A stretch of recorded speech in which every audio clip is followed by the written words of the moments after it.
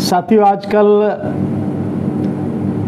चर्चा ऑपरेशन सिंदूर की है और मोदी ने तमाम सोशल मीडिया पर और एफएम चैनल्स पर लगातार अलग अलग जगह के अलग अलग क्षेत्र के लोगों को पकड़कर उनसे लगातार कहलवाया जा रहा है कि भारतीय सेना ने जितना ज़बरदस्त प्रदर्शन किया है वो वाकई में काबिल तारीफ है।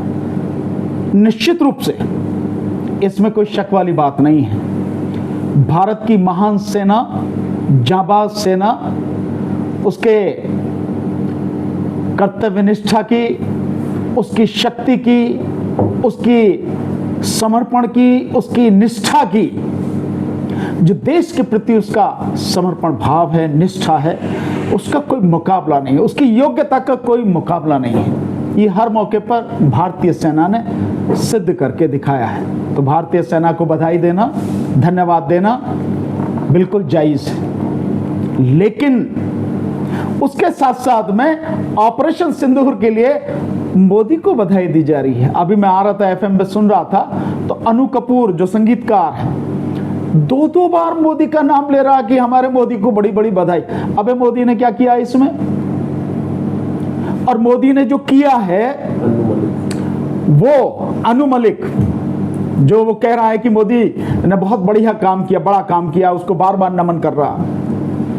लेट जाओ उसके पैरों में, कोई दिक्कत वाली बात नहीं है। पर मैं जो जानना चाह रहा हूं या आपको बताना चाह रहा हूं कि सेना की बहादुरी, सेना की ईमानदारी, सेना की शक्ति और उसका काम निसंदेह गजब का है। लेकिन जो विदेश मंत्री एस जयशंकर ने कहा है वो बहुत महत्वपूर्ण सवाल है। और वो महत्वपूर्ण सवाल ये है कि विदेश मंत्री जयशंकर ने कहा है कि हमने पाकिस्तान को पहले ही बता दिया कि हम आतंकवादी ठिकानों पर कार्रवाई करने जा रहे हैं। यानी सेना की बहादुरी, सेना का काम, और सेना क्या करने जा रही है। देश का विदेश मंत्री, और विदेश मंत्री की औकात कुछ नहीं है। यानी कि विदेश मंत्री का कहने का मतलब है, आप ये मानो कि प्रधानमंत्री कह रहा देश की नीति है। तो मोदी पाकिस्तान के आतंकवादी ठिकानों पर हमला करने से पहले ऑपरेशन सिंदूर वो करने जा रहा है, इसकी जानकारी पाकिस्तान को दे रहा है। उसके बाद जो हुआ आपने देखा, कितने लोग उसमें कितने आतंकवादी मारे गए, अभी तक कुछ नहीं है। सेना ने एक शब्द भी नहीं बताया इस विषय में कि एक भी आतंकवादी मारा गया, कोई भी बात हुई। सेना की बात ऑथेंटिक है, सेना का काम बिल्कुल संदेह से परे है। पर मोदी यानी कार्रवाई करने से पहले तुम बता रहे हो कि हम आतंकवादी का ठिकानों पर स्ट्राइक करने जा रहे हैं। जहां जहां आपने स्ट्राइक करी है तो स्वाभाविक है वहां से उन्होंने खाली कर दिया। तो जैसे पहले हुआ था पुलवामा के बाद में जो कार्रवाई हुई थी और एक कौवा को मार के चले आए थे, वो स्ट्राइक करती, सर्जिकल स्ट्राइक के नाम से जो कहते हैं, तो वही हाल हुआ। कोई नहीं, कहीं कोई आतंकवादी नहीं मरा, कहीं कुछ नहीं हुआ, अभी तक तो कुछ भी नहीं है। हाँ, जो गुलाम मीडिया है, जो गोदी मीडिया, वो जरूर कह रहा है, कोई कह रहा कि 30 मरे, कोई कह रहा 50 मरे, और कोई कह रहा 900 मरे, कोई कह रहा 90 मरे, वो जरूर कह रहा, पर ये नहीं। तो कितने मरे होंगे, इस सच्चाई से आप उसका अंदाजा लगा सकते हैं कि आप सैनिक कार्रवाई करने से पहले दुश्मन को बता रहे हो हम कहां कहां क्या क्या करने जा रहे हैं। यह है मोदी की हकीकत, यह है मोदी की फितरत, और यह है इस देश की पीठ में छुरा भोंकना जो मोदी ने किया है। दूसरा, बहुत ढोल बजाकर डंका पीटता था मोदी, और मोदी के जो गुलाम मीडिया है, जो गोदी मीडिया है, उसकी जो आईटी सेल की जो पूरी ब्रिगेड है, कि विदेशों में मोदी का डंका बज रहा, विदेशों में मोदी का डंका बज रहा। कहां गए वो डंका कि जब देश युद्ध में, जब देश आतंकवादियों के खिलाफ कार्रवाई कर रहा है, तो जिस देश के प्रति आतंकवादी कार्रवाई की, आतंकवाद के खिलाफ कार्रवाई की जा रही है, उस देश के साथ में तो अमेरिका भी खड़ा है, चीन भी खड़ा है, और चीन के साथ में रशिया खड़ा है, तुर्की उसे साथ दे रहा है, अजरबैजान साथ दे रहा है। लेकिन इस समय भारत के साथ एक भी व्यक्ति नहीं, एक भी देश नहीं है। वो मित्र देश जो भारत का साथ मित्रता होने का दावा करते हैं, उनमें से एक भी देश भारत के साथ में नहीं है। तो क्या बज रहा विदेशों में डंका? घंटा क्या बज रहा है विदेशों में डंका? और विदेशों में डंका के नाम से जो वीडियो दिखाई गई कि मोदी मोदी हो रही है चारों तरफ पूरी दुनिया में और विश्व का नेता बनने वाला है, क्या हुआ इस विश्व के नेता को? क्या हुआ उन देशों को कि एक ने भी भारत का साथ देना ठीक नहीं समझा? ये किसकी वजह से है? ये उस अनपढ़ व्यक्ति की वजह से है, उस व्यक्ति की वजह से जिसके दिमाग में हिंदू मुस्लिम की गंदगी भरी हुई है। और ये हिंदू मुस्लिम की गंदगी साफ नजर आ रही है दो उदाहरणों से कि सेना में जो कर्नल सोफिया कुरैशी हैं, उनको लेकर जितनी घिनौनी टिप्पणी बीजेपी के मंत्री ने की मध्य प्रदेश में, उसके खिलाफ कुछ नहीं है, कुछ नहीं किया। हाई कोर्ट के आदेश के बावजूद भी उसके खिलाफ कुछ नहीं किया। और साथ में जो एक बहुत ही अच्छी तरह से एक सभ्य व्यक्ति द्वारा वर्तमान परिस्थिति को जो बताया जा सकता है सभ्य तरीके से, जिसने देश की ताकत की, सेना की ताकत की भूरी भूरी प्रशंसा की और उसके साथ साथ में देश की हकीकत बताई, उस व्यक्ति को अली खान महमूदाबादी जो प्रोफेसर हैं अशोका यूनिवर्सिटी के, उनको जो अरेस्ट किया गया है परसों रात को, उनको अरेस्ट किया गया, ये सब दिखाता है कि हकीकत में बीजेपी, आरएसएस और इनके जितने भी गुर्गे हैं, उनकी गंदी घिनौनी मानसिकता कैसी है कि कुछ भी हो तब भी हिंदू मुस्लिम करने से बाज नहीं आते हैं। अब ये देश के लोगों को तय करना है, देश के लोगों को सोचना है कि एक व्यक्ति जिस तरह से देश का अपमान करा रहा, मैं कहूंगा कि इतनी बड़ी बेइज्जती देश की, भारत की कभी नहीं हुई। और अब एक और चीज कि 33 देशों को, 33 देशों में प्रतिनिधि मंडल भेजे जा रहे हैं। 51 जन 60 जो है उसके वो हैं जो एमपी वगैरह अलग अलग पार्टियों के भी, जिसमें कांग्रेस का शशि थरूर भी है, जिसके लिए कांग्रेस कह रही, मोदी कह रहा कि हमने तो नाम मांगे सब पार्टियों से। कांग्रेस कह रही है हमने शशि थरूर का तो नाम ही नहीं दिया, तुमने उसको बनाया, हमने जिसके नाम दिया उन्हें बना रहे, जिसका नाम नहीं दिया उसे बना रहे हो। तो ये आप डेलीगेशन भेज रहे हो। मेरा एक सवाल है, आपको क्यों डेलीगेशन भेजने की जरूरत है? आपको क्यों अपनी सफाई देने की जरूरत है? आपको क्यों यह बताने की जरूरत है कि पाकिस्तान आतंकवादी देश है? पाकिस्तान आतंकवादी देश है, इसमें कोई शक नहीं है, लेकिन इसके लिए आपको वहां डेलीगेशन भेजने की क्या जरूरत है? इन देशों के सामने गिड़गिड़ाने की, इनके सामने अपनी बात रखने की क्या जरूरत है? यानी देश की बची कुछ इज्जत को भी और मिट्टी में मिला रहा है मोदी। इसके लिए सिर्फ एक ही चीज करने की जरूरत नहीं, दूसरे की किसी की नहीं। आप कहोगे कि मैं इसकी आलोचना कर रहा हूं, लेकिन मैं आपको सुझाव भी दे रहा हूं कि क्या करने की जरूरत है। इसके लिए मोदी को एक इंटरनेशनल मीडिया सहित देश का मीडिया और इंटरनेशनल मीडिया, जितने भी टॉप के मीडिया हैं, उन सबकी एक प्रेस कॉन्फ्रेंस बुलानी थी और उसमें अपनी बात रखनी थी, पूरे सबूत देने थे कि पाकिस्तान इस तरह से आतंकवादियों का अड्डा बन चुका है, आतंकवादियों का घर बन चुका है, आतंकवाद को पूरी जो है वो सुरक्षा दे रहा, शह दे रहा है। और भारत पर आतंकवादी हमले कराने का जो मुख्य एक सोर्स है वो पाकिस्तान है। इंटरनेशनल मीडिया के सामने रखते आप ये सारे के सारे सबूत, इंटरनेशनल मीडिया ही पूरी दुनिया में पहुंचा देता कि ये सब कुछ है, उसी में चर्चा होने देते, क्या दिक्कत थी भाई? राफेल के मामले में भी तो पूरी दुनिया में चर्चा हो रही है, इंटरनेशनल मीडिया ने तो पूरी चर्चा की है। जो उसकी दसॉल्ट जो कंपनी है राफेल वाली, उसके दाम जो 10% गिर गए, शेयर मार्केट में उसके शेयर के दाम 10% गिर गए। तो इंटरनेशनल मीडिया को यह काम करने देना था, तुम्हें करने की क्या जरूरत थी? तुम्हें वहां जाने की क्या जरूरत थी?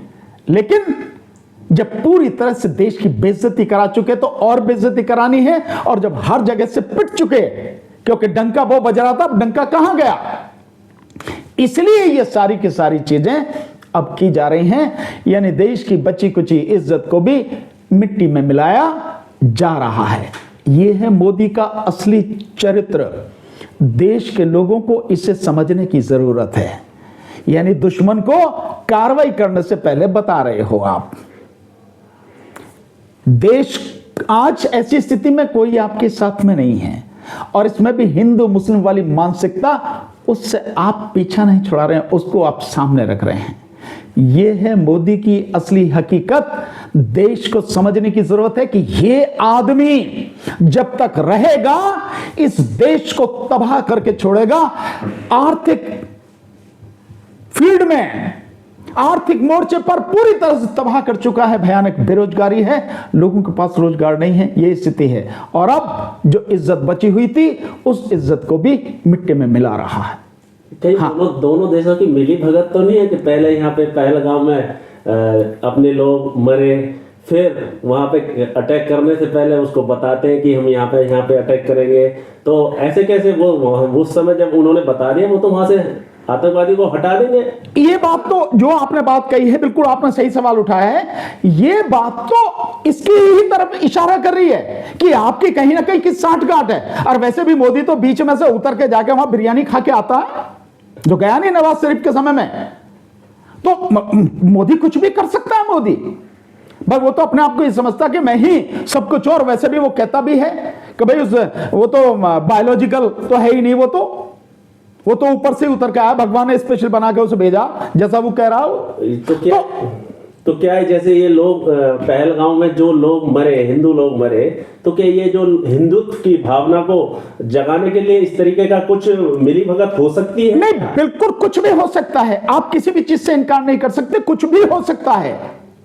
लेकिन एक चीज और देखिए कि आप एक तरफ तो पाकिस्तान को बता रहे हैं कि हम हमला करने जा रहे हैं, कार्रवाई करने जा रहे हैं, और दूसरी तरफ आप ये देखिए कि पाकिस्तान ने जो कार्रवाई की उसमें पहलगांव के बाद, पहलगांव में तो 26 से लेकर 28 की जो फिगर दी जा रही है वो तो हमारे जो साथी हैं उनके हत्या हुई, हमारे देशवासियों की, उससे भी कहीं ज्यादा है। और आप देखिए कि इसमें भी 8 लोगों के, 8 जो सेना के हैं, पुलिस के हैं, उन साथियों के शहीद होने की बात ऑफिशियली आ रही है। 8 की, और ज्यादा हो सकते हैं हमें नहीं पता, लेकिन 8 की तो ऑफिशियली आ रही है। इस ऑपरेशन सिंदूर में जो हमारे यानी भारत के सैनिक शहीद हुए हैं, पुलिस के जवान शहीद हुए हैं, और शायद एक सिविलियन भी है, इस तरह से शहीद हुए हैं। तो मतलब 26 या 28 वो, और 8 ये, यानी तकरीबन 36 लोग,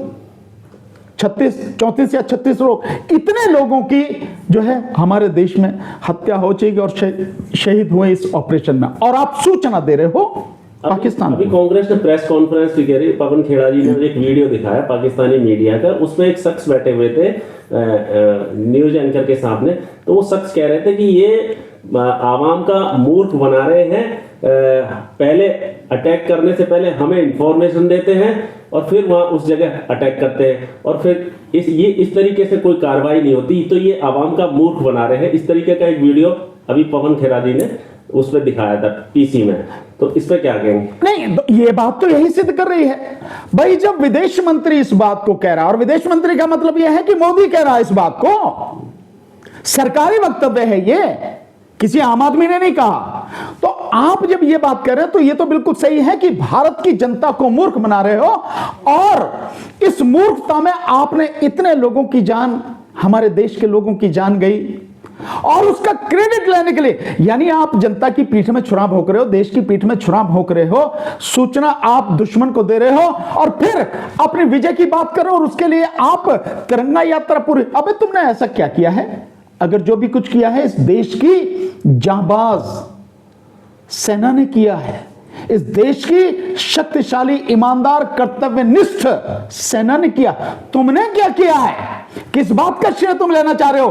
तिरंगा यात्रा लेके चल रहे हो, तिरंगा का अपमान करा रहे हो तुम। पूरे देश में तिरंगा यात्रा निकाल रहे हैं, और एक एक मिनट पे, एक एक सेकंड पे जो फिल्म स्टार हैं वो भी अपना बयान दे रहे हैं सेना के लिए कि बहादुरी का, और पीएम मोदी के लिए कह रहे हैं कि ऐसा व्यक्ति हमें पीएम मिला है कि जो तुरंत निर्णय लेता है। तो एक एक मिनट पे टीवी पे, रेडियो पे मैसेज आ रहे हैं, सब अपना अपना बयान दे रहे हैं। तो ये क्या जो सारा कुछ जो हुआ है, उसको जो कमियां हैं उनको छुपाने के लिए इतना बड़ा प्रचार किया जा रहा है। केवल कमियों को छुपाने के लिए नहीं, इस देश की जनता को धोखा देने के लिए यह सब कुछ किया जा रहा है।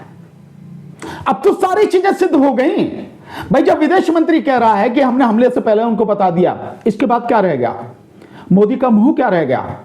और उसके बाद हम देश ने देखा कि चाइना पाकिस्तान के साथ में है, सबने देखा, दुनिया ने देखा।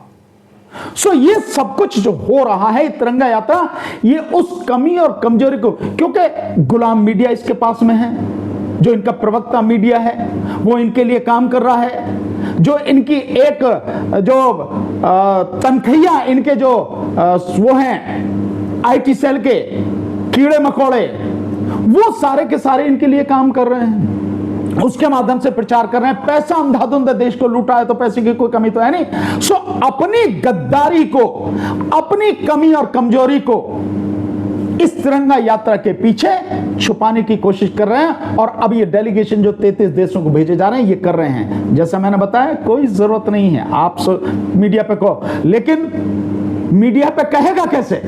मीडिया के सामने आने में तो 11 साल में उसकी घिग्गी बंदगी मोदी की, उसकी टांगे कांपती हैं मीडिया पे। तो मीडिया पे तो वो कह ही नहीं सकता, बोल ही नहीं सकता, उसमें हिम्मत ही नहीं है मीडिया को फेस करने की। क्योंकि जब ये बात करेगा तो मीडिया वाले सवाल पूछेंगे, और यहां के गुलाम मीडिया जो है वो तो मोदी जैसा चाहता वही सवाल पूछेंगे, पर इंटरनेशनल मीडिया को कैसे कहेगा? तो टांगे कांपती हैं उसकी। इसलिए ये बात मीडिया पे नहीं कही गई, इसके लिए डेलीगेशन भेजा जा रहा है जिसकी कोई जरूरत नहीं। अरे हमारे देश पे कोई आतंकवादी जो कार्रवाई करेगा, आतंकवाद हमारे देश में, हमारे देश को अस्थिर करना चाहेगा, हम उसे छोड़ेंगे? मारेंगे घर में घुसकर। ये हमारा धर्म है। और दुनिया का कोई भी देश, दुनिया की कोई भी संस्था, चाहे वो संयुक्त राष्ट्र महासंघ हो, सुरक्षा परिषद हो, इसमें कुछ नहीं कर सकता। हमारे देश पे हमला किया है, अपने देश की सॉवरेंटी, उसकी प्रभुत्ता की रक्षा करना हमारा धर्म, हमारा फर्ज है। उसके लिए हम दुश्मन को क्यों छोड़ देंगे? और आप जा रहे हो उन देशों को बताने जा रहे हो कि भैया हमारे ऊपर ये हमला हुआ। कहां गई वो 56 इंच की छाती? हो गए सब टाइम टाइम फिस, 56 मिलीमीटर भी नहीं रही। ये है, तो ये देश के साथ में बहुत बड़ा धोखा है, मोदी की गद्दारी है। और ये जितने भी मीडिया हैं, ये जितने भी फिल्म स्टार हैं, ये जितने भी लोग सोशल मीडिया पर बोल रहे हैं, रेडियो पर बोल रहे हैं, टीवी पर बोल रहे हैं, ये सारे के सारे मोदी के गुलाम हैं और उसकी गुलामी में नतमस्तक होके उसके लिए काम कर रहे हैं। उन्हें भी देश से कोई लेना देना नहीं है। लेकिन सेना ने तो वीरता का काम करा। सेना का तो कोई जवाब ही नहीं। भारत की सेना की आज की बात नहीं है, भारतीय सेना का पूरा इतिहास देखो आप। आज तो भारत की सेना के पास में बहुत अच्छे अच्छे हथियार हैं, टेक्नोलॉजी है। भारत की सेना तो उस समय उसकी जांबाजी देखिए, जब 1962 का युद्ध हुआ, 1965 का युद्ध हुआ, 1971 का युद्ध हुआ। भारत की सेना की वीरता, उसकी जांबाजी, उसकी देश के प्रति निष्ठा, उसकी ईमानदारी, आप उस समय देखिए, कोई मुकाबला नहीं भारत की सेना का। भारत की सेना कल भी और आज भी, और मुझे विश्वास है कि भविष्य में भी ऐसी ही ईमानदार, ऐसी ही कर्तव्य परायण, ऐसी ही वीर और ऐसी ही जांबाज बनी रहेगी। और देश का मस्तक कभी सेना अपनी तरफ से झुकने नहीं देगी। पर लीडरों का क्या करें? जो तथाकथित लीडर हैं और वर्तमान में जो देश का प्रधानमंत्री है, उसने जिस तरह से देश की बेइज्जती कराई है, ऐसी बेइज्जती आज तक इस देश में किसी प्रधानमंत्री ने नहीं कराई। और अपना ढोल पिटवा रहा। अरे कब तक ढोल पिटवाएगा? ये एक दिन ढोल फटी जाना है, और फट ही लिया है। दुनिया समझ गई, देश समझ गया कि मोदी की हकीकत क्या है। देश की जनता को क्या संदेश देना? बहुत देश की जनता को है। इस आदमी ने 11 साल से भारत की जनता को मूर्ख बनाया है। भारत की जनता को, जो नौजवान है, उनको बेरोजगार किया है, उनको अपमानित किया है, देश के लोगों की आर्थिक रूप से कमर तोड़ दी है। चंद बिजनेसमैन की गुलामी तलवे चाटते चाटते इसने देश की तमाम जनता को बर्बाद कर दिया है। और देश की जो दुनिया में इज्जत बची हुई थी, ढोल जिसका पीटा जा रहा था, वो इज्जत भी अब मिट्टी में मिला दी है। आज हम पूरी तरह से अकेले खड़े हैं। इसका मतलब ये नहीं है कि हम अकेले खड़े हैं तो कमजोर हैं, हम कमजोर नहीं हैं, कभी होंगे भी नहीं। लेकिन इज्जत मिट्टी में मिला दी कि भारत का, इतने बड़े देश का, जो आप कहते हैं कि 5वीं बड़ी इकोनॉमी आज है और 3री बड़ी इकोनॉमी बनाने की बात कर रहे हो, आप 5 ट्रिलियन इकोनॉमी की बात कर रहे हो।